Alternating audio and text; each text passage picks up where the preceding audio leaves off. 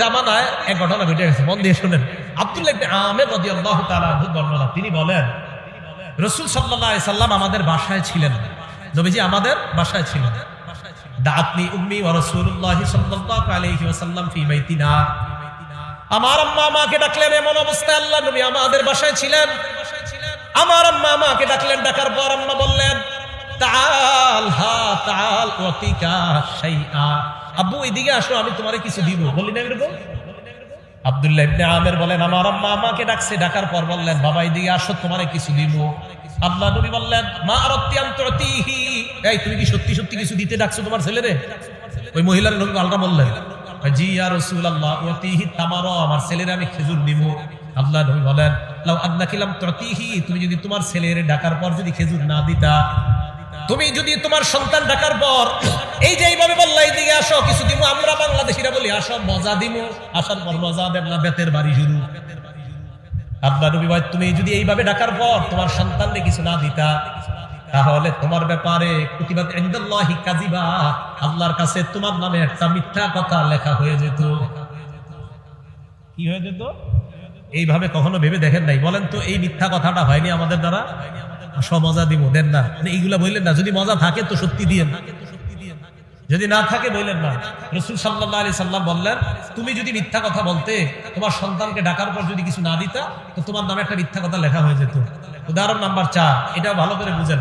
এই এলাকায় একজন পীর সাহেব আসছে, আল্লাহওয়ালা, মনে করেন আজকে আমাদের কুমিল্লা মাওলানা আনিসুর রহমান আশরাফি সাহেব আসছে, বড় ভালো মানুষ, খুব আল্লাহওয়ালা মানুষ। এখন ওনার সামনে আপনারা ফল ফ্রুট দিচ্ছেন অথবা খানা দিচ্ছেন, তো ওনার সামনে দুইজন দাঁড়ায় রয়েছে। এখন উনি একজনকে বললেন ভাই বসেন, খাইতে বসেন। এখন আপনি বললেন কি হুজুর খিদা নাই। আসলে খিদা আছে বেটা, আসলে কি আছে, কিন্তু আপনি বলছেন খিদা নাই। দলিল? হ্যাঁ দলিল তো আছে, দলিল ছাড়া তো কথা হবেই না। এই যে আপনি এইভাবে ডাকলো, ডাকার পরে যে আপনি বললেন না, এইটা আপনি মিথ্যা কথা বলছেন। ইবনে মাজাহ 3298 নম্বর হাদিসের বর্ণনা, আসমা বিনতে ইয়াজিদ রাদিয়াল্লাহু তাআলা আনহার বর্ণনা, তিনি বলেন আমরা আল্লাহ রাসূলের সাথে এক জায়গায় গেলাম। হ্যাঁ এই ঘটনাগুলো কিন্তু ঘটে যায়, এই ঘটনা ঘটে যায়। আমি সাধারণত কারো সামনে এরকম বসতাম না ছাত্র জামানায়, কিন্তু কখনো বৈশা গেলে যদি বলতেন খা, আমি নগদ খাওয়ার শুরু যদি খিদা থাকে, আর যদি আমার খিদা না থাকে বাসার খাইতাম না, কিন্তু খিদা থাকলে খাইতাম। কেন? আমি তো তিরমিজি শরীফে হাদিস পড়ছি।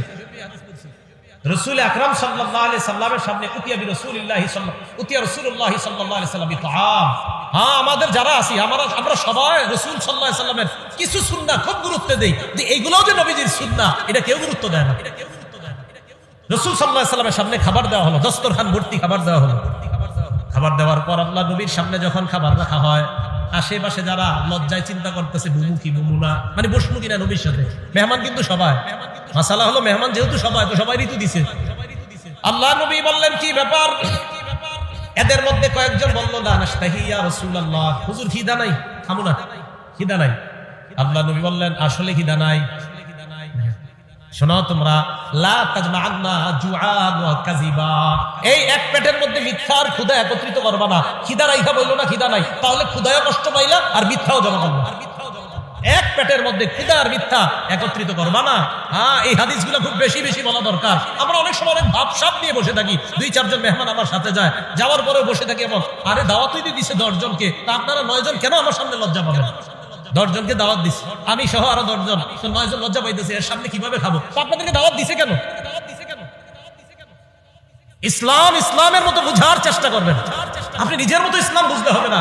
আপনি বাস একজন সামনে খুব বড় মানুষ খাবেন না, তো ক্ষুধায় কষ্ট পাবেন নাকি? আল্লাহ রাসূলের চাইতে আবার বড় কে দুনিয়াতে?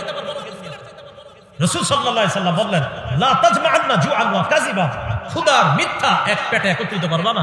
খিদা রাইখা কেন বলো খিদা নাই? হাদিস থেকে কি বোঝা যায়? খিদা থাকলে কেউ যদি আপনাদের মেহমানদারি করে আর যদি বলেন না খিদা নাই, একটা হলো না খামু না, আপনার খিদা আছে না, এটা না খামু না, আরেকটা হলো আপনি বললেন খিদা নাই, থাকলেও যদি বলেন নাই, এটা মিথ্যা। কি বুঝে আসছে সবার? এটা খেয়ানত, এটা মুখের খেয়ানত। উদাহরণ নাম্বার 5, তিরমিজি শরীফের 2314 নম্বর হাদিস, 2314 নম্বর হাদিস।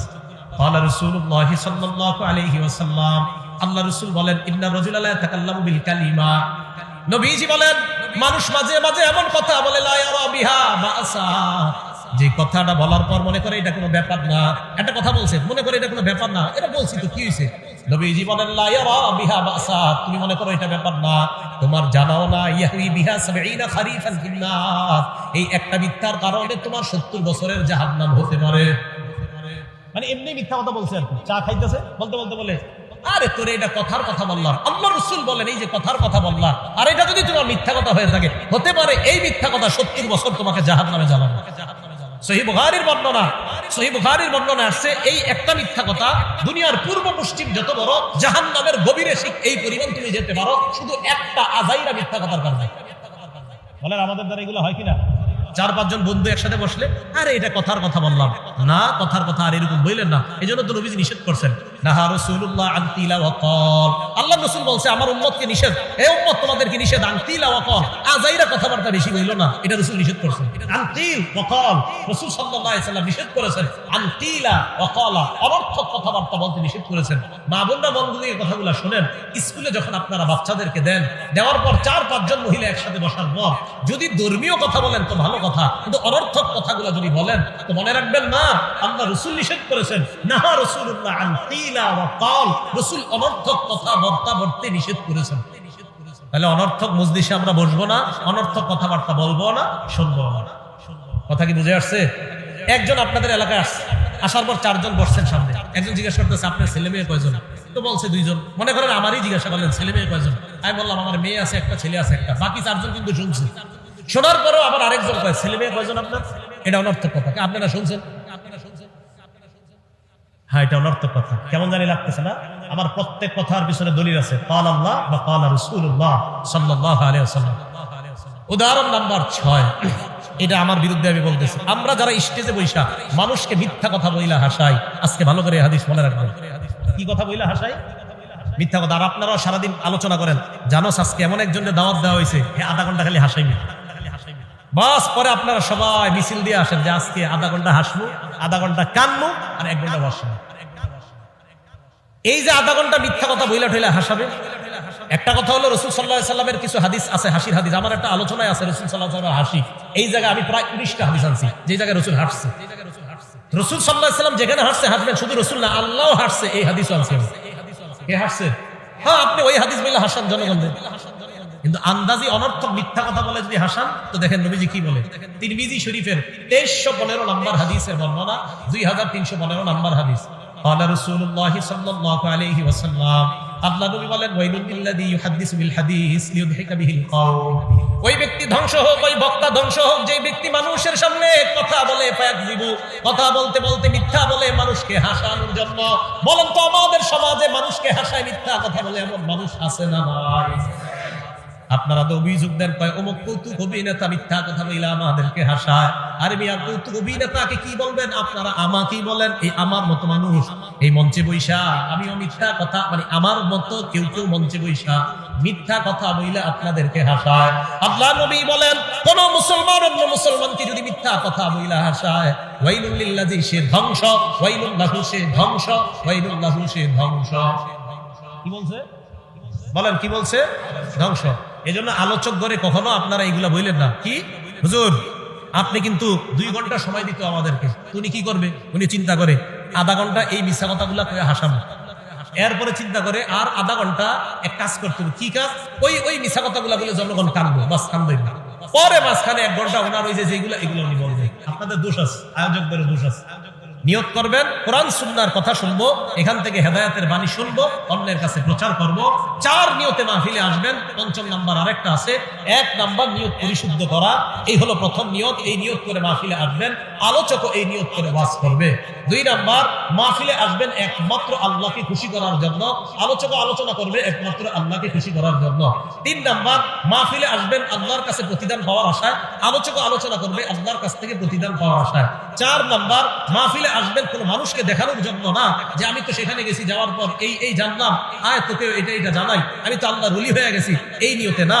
আলোচনা আলোচনা করবে এই নিয়তে না যে আজকে আমি আলোচনা করার পর কালকে 14 জন আমার নিয়ে আলোচনা করবে, এই নিয়তে আলোচনা করবে না।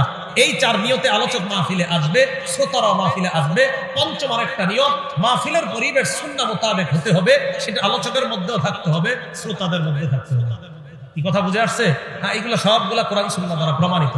তাহলে 8 নাম্বার আল আমানাতু ফিল কালাম, কথার আমানত হলো সত্য কথা বলা, কথার খেয়ানত হলো মিথ্যা কথা বলা।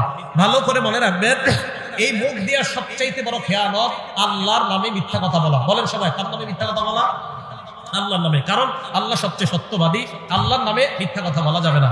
আল্লাহ বলেন, ফামান আযলামু মিম্মান কাযাবা আলাল্লাহ, যে ব্যক্তি আল্লাহর নামে মিথ্যা কথা বলে তার চেয়ে বড় কি হতে পারে? তাহলে আল্লাহর নামে মিথ্যা কথা বলা এটা সবচাইতে বড় জুলুম।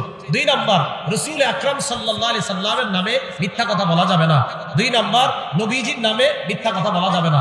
সহিহ বুখারীর 109 নাম্বার হাদিসের বর্ণনা, قال رسول الله صلى الله عليه وسلم, আল্লাহ নবী বলেন, মাইয়াকুল আলাইয়া মা লাম আকুল, আমি যা বলি নাই আমার নাম নিয়ে যদি কেউ বলে ফেলে, আমি যা বলি নাই আমার নাম নিয়ে যদি কেউ বলে যে এটা রাসূল বলছে, ফাল্যাতাবাওয়া মাকআদাহু মিনান নার, সে যেন তার ঠিকানা জাহান্নামে বানায়। কোথায় বানায়? সবাই বলেন, কোথায় বানায়? আমি যা বলি নাই যদি কেউ আমার নামে তা বলে, সে যেন তার ঠিকানা জাহান্নামে বানায়। ভাই মনে কষ্ট নিয়েন না, প্রায় মসজিদের মধ্যে এই কথাটা শোনা যায়। আমি একদিন এক মসজিদে শুনছি, ছোট্ট একটা মজলিসে একজন দাঁড়ায় বলতেছে যে মসজিদে যখন কেউ কথা বলে তখন ফেরেশতা বলে, ইয়া ওয়ালি ইয়াল্লাহ উসকুত, ও আল্লাহর ওলি তুমি চুপ হও। ফেরেশতা নাকি এই কথা কয়, এটা নাকি নবীজি বলছে। যাই হোক, এরপরেও যদি চুপ না হয়, দ্বিতীয়বার নাকি ফেরেশতা কয়, ইয়া আব্দুল্লাহ উসকুত, ও আল্লাহর বান্দা তুমি চুপ করো। তৃতীয়বার যদি চুপ না হয়, ফেরেশতা নাকি তখন বলে, ইয়া আদুওয়াল্লাহ উসকুত, ও আল্লাহর দুশমন তুই চুপ হ। এটা নাকি ফেরেশতারা বলে, আর এই কথা নাকি নবীজি বলছে। এটা কোন কিতাবে নবী বলছে আমার একটু বলেন তো আপনারা? আমি তো বহুত তালাশ করলাম, তালাশ করতে করতে মানে আমি পুরো একদম পাগল হয়ে গেছি, পাইলাম না। না, এটা রাসূলের কথা না, আজকে থেকে কেউ বললেন না এটা নবীর কথা। শুনছেন নি মসজিদে এই কথা? না না, এগুলো বললেন না। আমি একদিন আসর করে তাসবিহ পড়তেছি, হঠাৎ আমার কানে এটা আসছে। এটা নবীজির কথা না, নবীজি এটা বলে নাই। মসজিদ সম্পর্কে কথা না বলার ব্যাপারে অনেক কথা আছে। মসজিদের কাজ হলো 3টা, মুসলিম শরীফের হাদিসে আসছে, ইন্নামাল মাসাজিদু লিযিকরি, মসজিদের 1 নাম্বার কাজ জিকির করা, 2 নাম্বার সালাত নামাজ পড়া, 3 নাম্বার কাজ কিরাআতুল কোরআন, কোরআন তেলাওয়াত করা। মসজিদের কাজ হবে এই 3টা। আল মুস্তাদরাক লিল হাকিম, সনদ সহিহ, এই হাদিসের মধ্যে আছে রাসূল আকরাম সাল্লাল্লাহু আলাইহি সাল্লাম বলেন, মসজিদের মধ্যে একদল লোক ইয়াতাহাল্লাকুনা, হালকা বানায় তারা দুনিয়াবি কথা বলবে। এই হাদিস এরই সহিহ হাদিস। এইগুলা না বইলা এমন কথা বলে যেটা আমার নবী বলে নাই। রাসূল বলেন, আমি যা বলি নাই আমার নাম নিয়ে যদি কেউ এগুলা বলে, সে যেন তার ঠিকানা জাহান্নামে বানায় না।